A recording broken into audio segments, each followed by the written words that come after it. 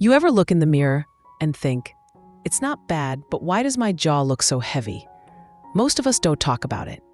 That soft little dip beneath the chin that suddenly makes a whole haircut feel off. Not bad, just off. Like the shape is pulling your face downward instead of lifting it where it belongs. And here's the kicker. It's not you. It's not weight. It's not age. It's geometry. The wrong line can drag the whole lower face. The right one, it shifts the center of gravity, draws the eye up, softens the edge, brings the light back to your eyes. And when that happens, the double chin doesn't disappear. It just stops leading the story.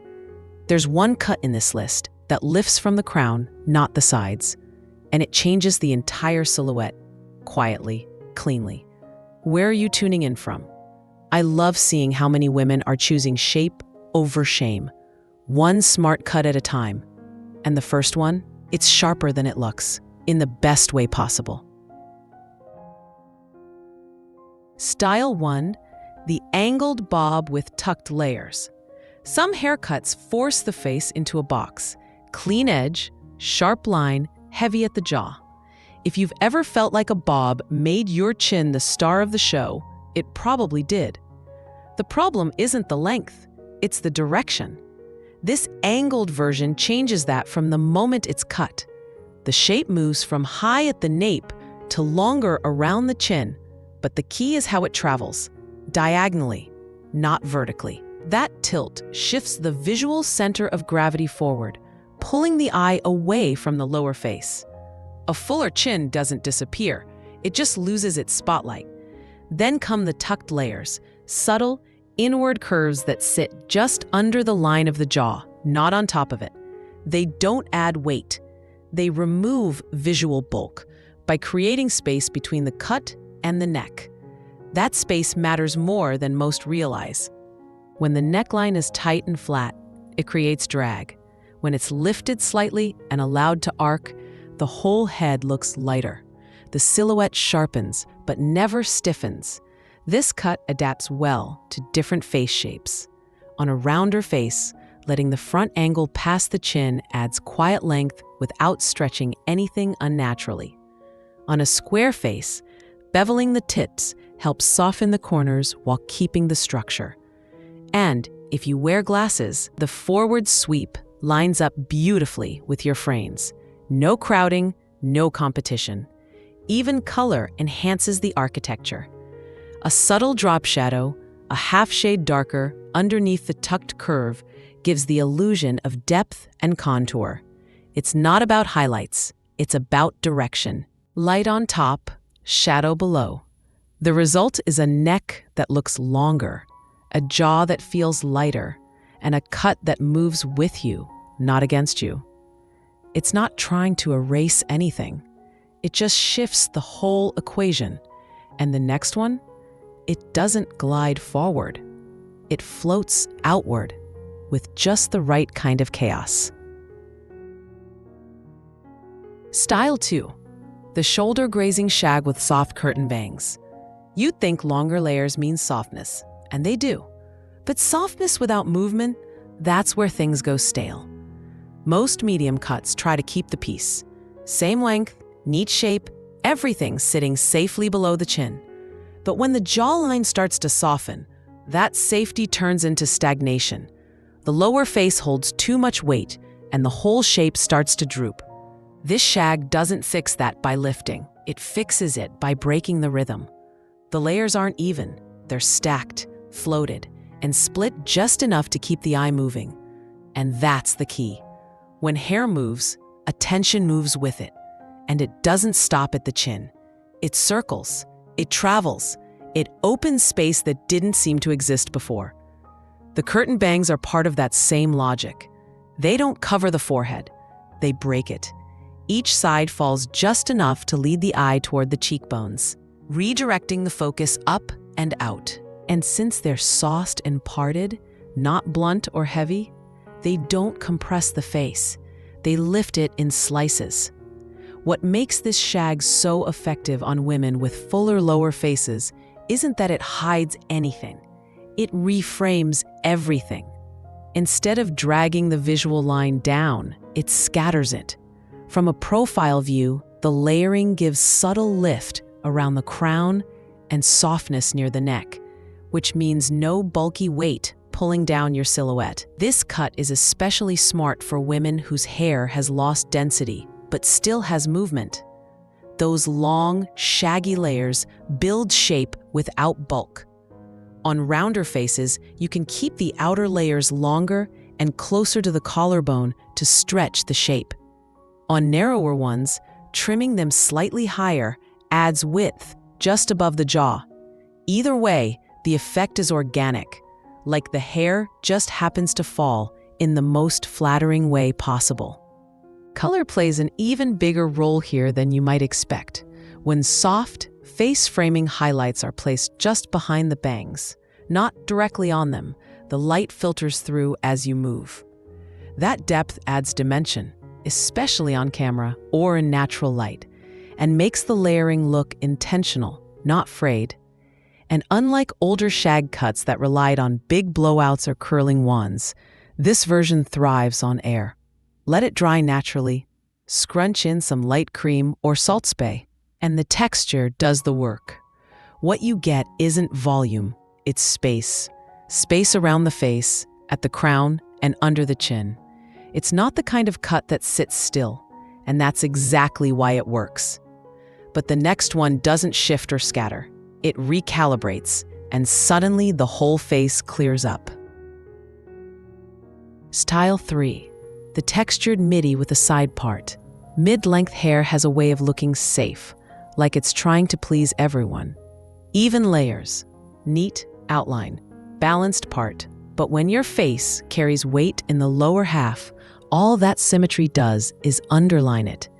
This cut doesn't go louder, it goes smarter. The texture is light but deliberate, cut in uneven lengths that fall with softness, not stiffness. There's no perfect layer. Each strand behaves just differently enough to break the grid. And that matters more than people think. When the eye can't lock onto a single line, it keeps moving. That motion distracts from the chin without trying to hide it. The side part might look like a small change, but it carries the weight of the whole shape. Pushing the part off-center disrupts the mirror image effect that makes fuller faces look wider. Instead of a visual box, you get a gentle diagonal. From crown to jaw, then off to one side. That diagonal isn't about creating angles. It's about creating flow. What really sets this cut apart is how lightly it wears. A lot of women with mid-length hair try to build shape through ends. Curling, flipping, adding product. But here, the shape is internal. The layers lift from inside, taking pressure off the neckline and jaw. That lightness isn't styled, it's designed, and it flexes beautifully depending on what you need. If your face is wider across the cheeks, letting one side fall lower than the other softens the spread without making things feel uneven. If you have a strong jaw, texturizing the front edge to taper slightly inward pulls the frame back into balance. And if your hair tends to go flat through the day, this shape holds its lift longer, not from height, but from direction. You don't need much to style it. A bit of lift at the root, a light shaping cream through the midsection, and let the ends fall as they will. The beauty is in the asymmetry. One side tucked behind the ear, the other grazing the collarbone. It's deliberate in balance, and it works. Color-wise, this cut thrives on tonal contrast. Not high-drama highlights, but mid-tone dimension. Think worn ash blended into soft cinnamon. The variation creates shadow and depth in the layers, which helps lift the whole shape, especially under natural light. And if you wear darker tones, ask for a subtle gloss finish. That added sheen will catch movement even when the cut stays still. It doesn't draw attention with volume or height. It clears visual space, and sometimes that's what makes a face look sharper. Not thinner, just cleaner. The one after this, it doesn't play with lightness.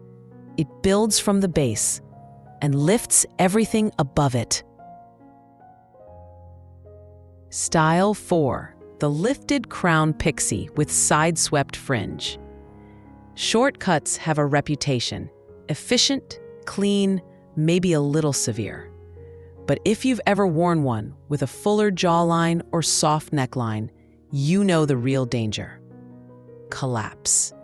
The crown drops, the back hugs too tight, and suddenly your entire silhouette sinks. This pixie solves that with structure, not bulk. It starts by lifting the crown, but not in a round, fluffy way. A volume is built in through strategic layering near the top center of the head, giving it height without puff. That vertical lift shifts the entire balance of the face upward, creating the illusion of a longer neckline and a lifted jawline, all without touching the chin.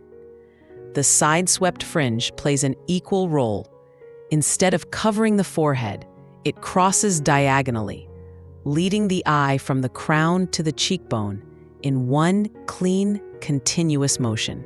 That diagonal line keeps the face in motion, and more importantly, keeps the attention from settling too long.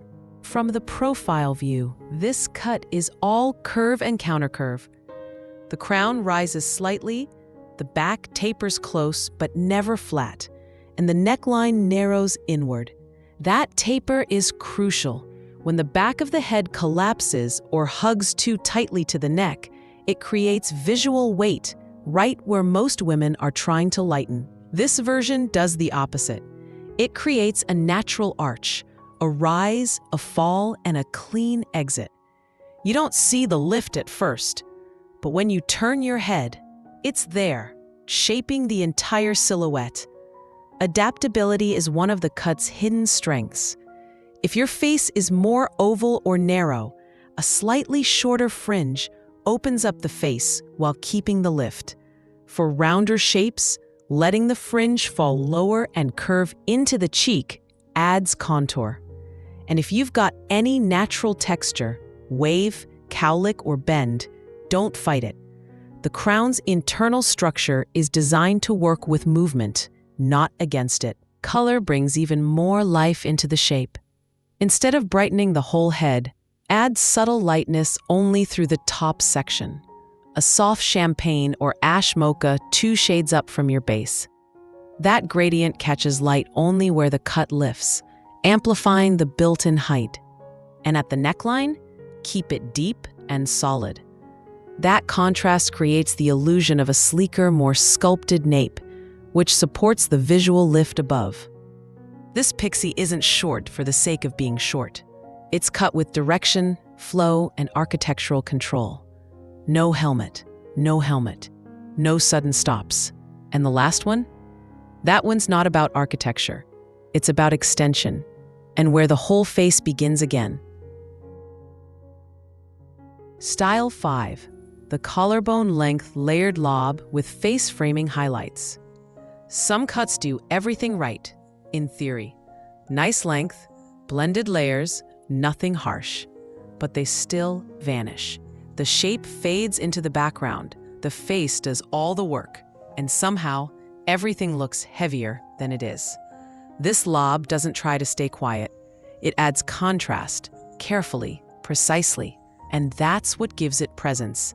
The collarbone is the perfect stopping point. It's low enough to elongate the neck, high enough to keep the jaw from feeling lost. That subtle shift in length is more than aesthetic. It reroutes the eye. Instead of dropping below the chin and dragging the shape down, it holds attention just where the face meets the throat. That hinge where lift and softness need to meet. The layering is equally calculated. It's not full of movement. It's built to create shape without chaos, especially through the front. The face framing strands start at just the right place, slightly above the cheekbone, then taper down in a line that echoes the jaw but doesn't repeat it. That echo effect is what softens a fuller chin. Instead of shadowing or stiffening it, the frame invites light in. Where this cut really shines is in its clarity. It doesn't try to compete with your features. It outlines them. for women who felt like longer styles blur their jawline or make their face feel bottom-heavy. This cut brings the energy back to the top half, not through volume, but through intent. If your face is more angular, the layers can be softened further to curve slightly under toward the collarbone, rounding out sharper lines. On softer faces, leaving the ends more tapered adds structure without weight. And if you're wearing glasses, the front layer should fall just behind the frame's outer edge, not on top of it. That detail alone can unclutter the entire eye area. The highlights do more than brighten. They target. By placing the lightest tones around the face, not through the crown, not at the ends, you draw attention exactly where you want it. A soft golden beige, champagne, or even cool rose gold creates dimension without feeling trendy. It's not about contrast for drama. It's contrast for direction. What you end up with is a shape that doesn't feel safe, but doesn't shout.